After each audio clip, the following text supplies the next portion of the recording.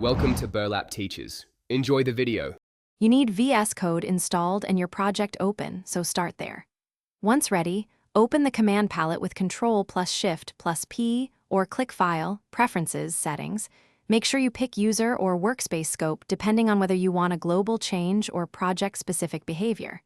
You will search for Suggest and Editor. Quick Suggestions next.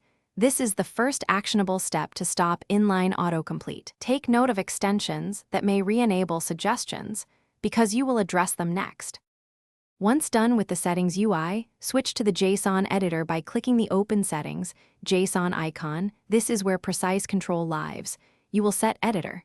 Quick suggestions to other, false, comments, false, strings, false, and set Editor. Suggest on trigger characters to false to stop automatic pop-ups.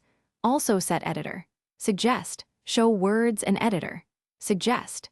Snippets prevent quick suggestions to false to reduce noise. Make sure to inspect language ID blocks for any language-specific override. After changing core settings, review installed extensions. Some provide their own autocomplete engines, so disable or configure them to stop suggestions.